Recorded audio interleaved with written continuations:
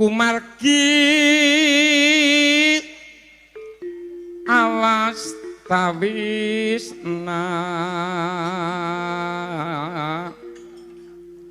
dina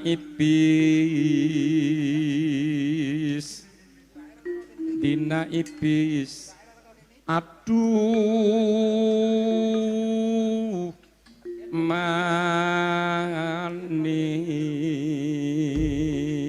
manis di Banjaran Seor Sunda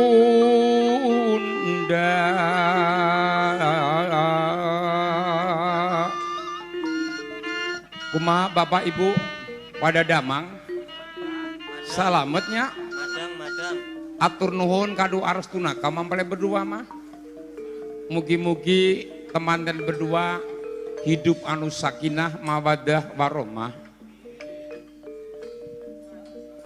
di barosmah seerkom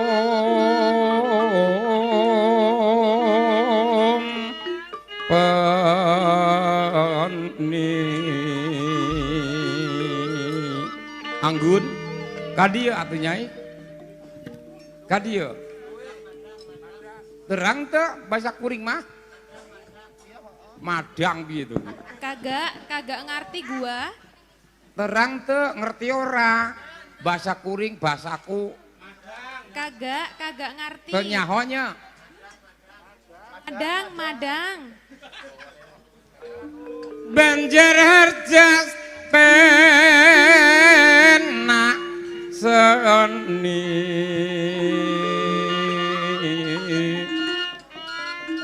Asep Sunandara Sunarja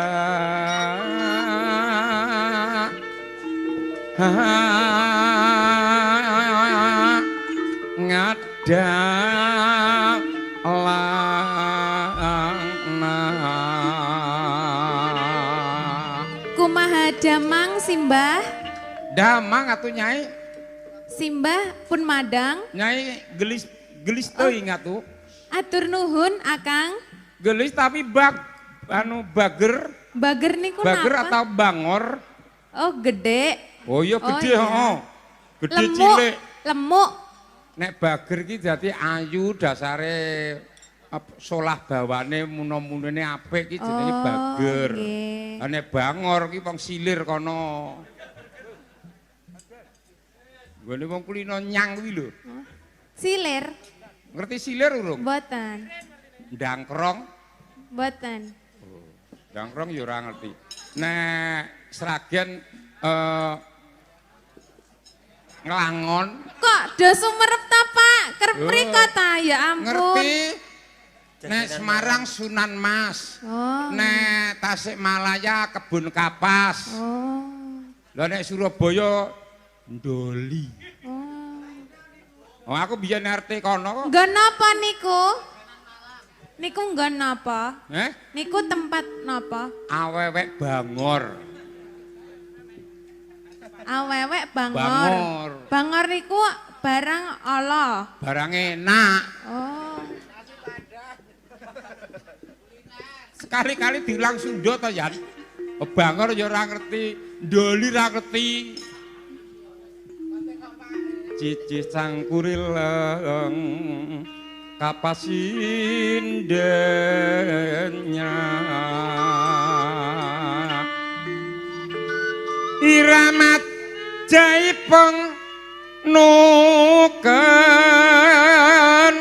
dangna bajing loncak kakak siapa tuh akang sadayana siap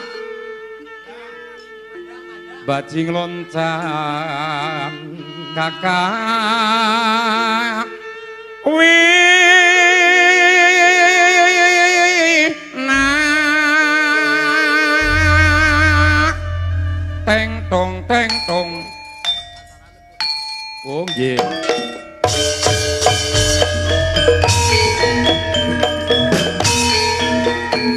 kali ya